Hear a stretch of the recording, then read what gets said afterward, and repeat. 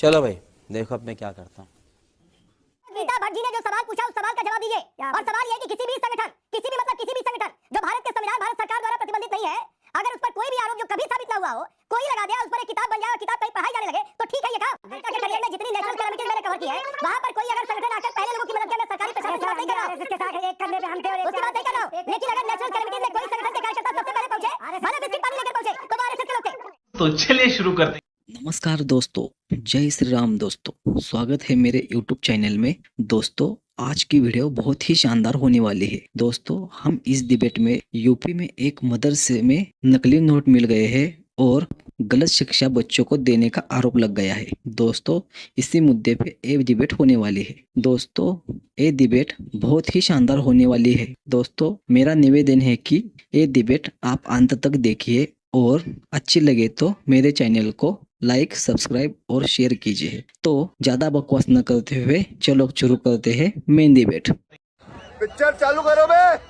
राजेश जी मदरसों पर सवाल इसलिए बौखलाहट है, ये दिख रही है नाम कोट कर पाने की स्थिति में नहीं है। आऊंगा अभी आपको आरएसएस का डॉक्टर गीता भट्ट भी बहुत अच्छे से दिखाएंगे। रुक जाइए पांडे जी, अधिकतर मदरसे उत्तर प्रदेश और देश में ऐसे थे जो आतंकवादी बनाने का काम ज्यादा करते थे और पढ़ाने का काम कम करते थे। अरे सुनिए, आप सुन लीजिए राजेश जी को, वरना फिर रुक जाइए ना, एक एक करके सरकार ने राजेश जी की आवाज होने जा रही है। किया है, ऐसे हजारों मदरसों को हमने बंद करने का काम किया है जो केवल और केवल देश विरोधी भावनाएं पैदा करते थे। देश को तोड़ने की साजिश में उनका पूरा ये सहयोग रहता था और उनके बच्चों के दिमाग में जहर घोलने का काम करते थे। मैं 14 साल की उम्र में संघ से जुड़ा हुआ हूँ, मैं संघ का स्वयं सेवक हूँ, इस बात का मुझे गर्व है। मैं आतंकवादी हूँ क्या? पूछना चाहता हूँ।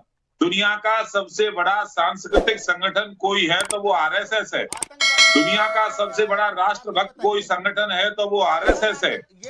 ये बड़ी अच्छी बात कही आप। आतंकवादी आरएसएस से कोई आज तक निकल के आया क्या? पंडित जवाहरलाल नेहरू देश के प्रधानमंत्री हुए, उन्होंने आरएसएस को 26 जनवरी पे परेड में शामिल होने की अनुमति दी थी। चीन के साथ जब युद्ध हुआ और आरएसएस की जो भूमिका उन्होंने युद्ध के अंदर देखी, सेना के साथ कदम से कदम मिलाकर लड़ने का काम इसी संघ ने किया था, कोई दूसरा नहीं था। उससे प्रभावित होकर जवाहरलाल नेहरू जी ने कहा कि संघ के बारे में मेरी धारणा चेंज हुई है और उन्होंने अनुमति दी 26 जनवरी पे परेड में शामिल होने की। अरे दुनिया राजेश जी सर एक सवाल है, इसमें एक सवाल है कि ये नकली नोट, कई लोग ये सवाल पूछते हैं, नकली नोट की फैक्ट्री चल रही थी प्रयागराज में, बीचों बीच ये फैक्ट्री चल रही थी, तो सर इतनी देर से पता कैसे चला? राकेश जी ये हर वो काम करते हैं जो देश को नुकसान पहुंचाने वाला होगा, देश की अर्थव्यवस्था को नुकसान पहुंचाएंगे। नहीं, ये सवाल ये पूछा जा रहा है कि सरकार के रहते इतने स्ट्रिक्ट एक्शन के चलते ये फैक्ट्री ऑपरेट कैसे कर रही थी?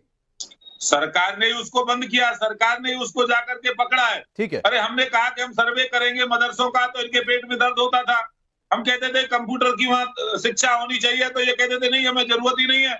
अरे दुनिया कहाँ जा रही है, चंद्रमा पे भारत पहुंच गया और आज आप कंप्यूटर का विरोध करते हो केवल इसलिए क्योंकि वहां सरकारी रजिस्ट्रेशन होगा, सरकारी इंटरफियर होगा, तो इनकी जो देश विरोधी गतिविधियां हैं उनकी पोल खुलेगी, इसलिए इन सब चीजों का विरोध करते थे। ठीक है सर, सही पकड़े हैं। गीता जी के पास जा रहा हूं। गीता जी इतनी देर से आप ये डिबेट सुन रही है, 10-15 मिनट से, कोई कह रहा है कि आरएसएस में मुसलमानों को मारने की ट्रेनिंग दी जाती है, ऐसा किसी आदमी ने जाकर कह दिया। आज आरएसएस पर बैन लग गया, तो बैन क्या कभी लगा तो इसलिए लगा कि आतंकी संगठन था, सीमित समझ के रखा हुआ है क्या इन लोगों ने?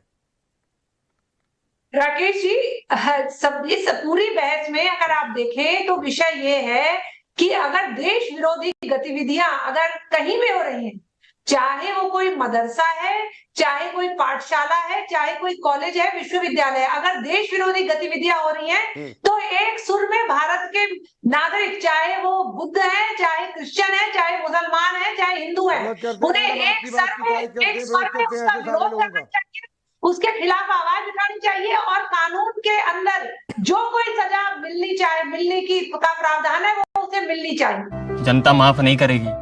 राकेश जी आपको बता रहे हैं मुसलमानों को दिक्कत है क्या? इंदिरा गांधी का कातिल हिंदू था, राजीव गांधी का कातिल हिंदू था,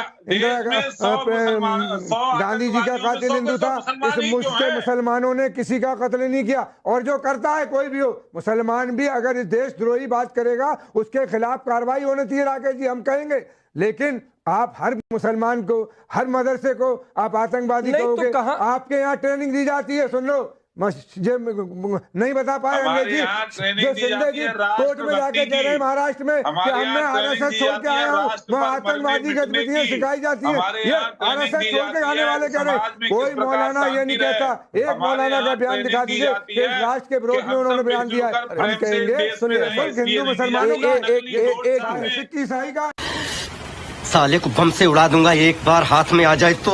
हाजी खान, आपने कहा, गीता जी ने क्या कहा कि किसी भी किताब, किसी भी विश्वविद्यालय में, किसी भी संस्थान में, चाहे मदरसा, स्कूल, कोई भी पाठशाला हो, वहां पर किसी भी संगठन के खिलाफ, जैसे भारत का संविधान गलत ना मानता हो, उसके खिलाफ किताब पढ़ाएंगे तो क्या ठीक है?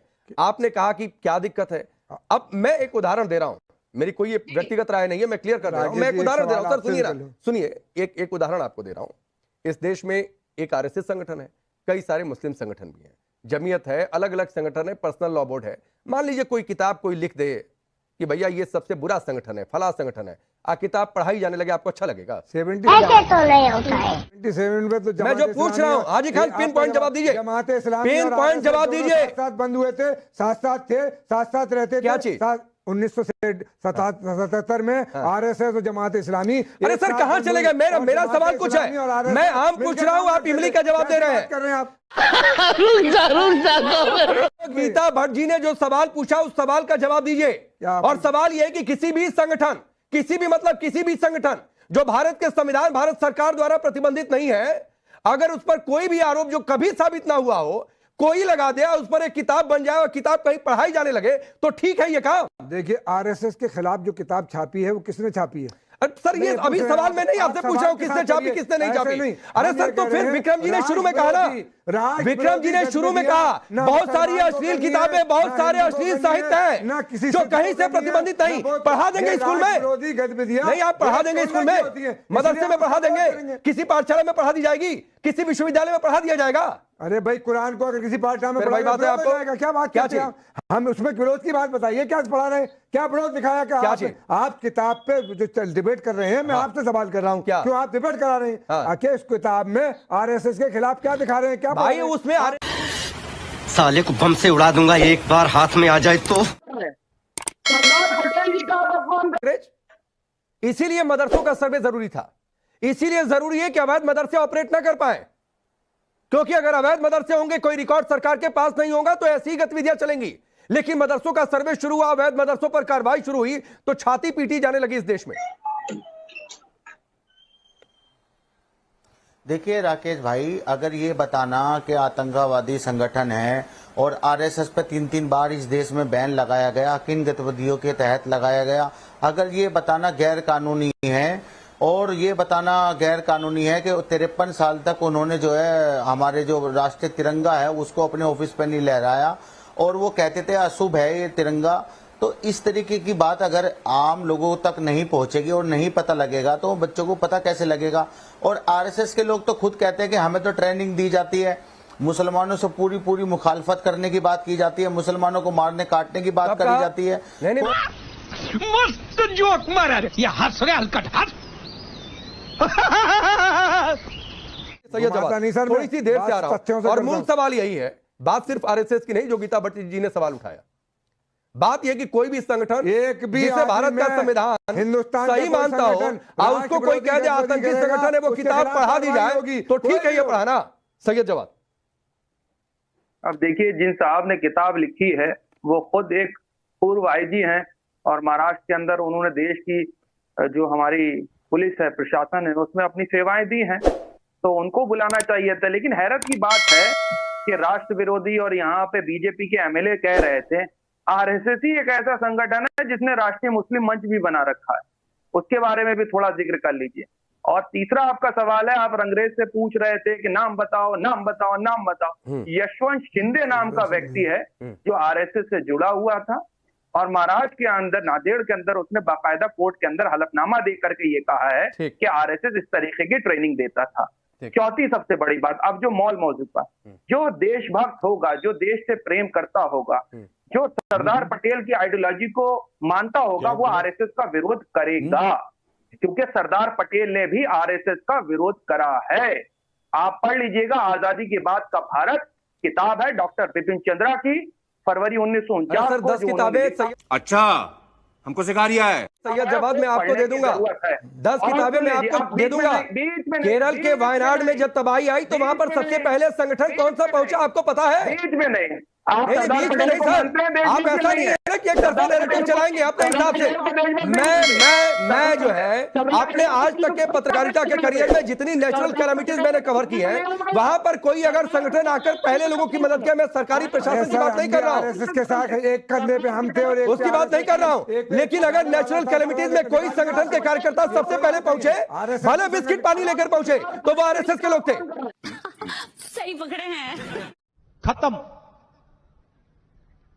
Bye bye, tata, good bye, गया।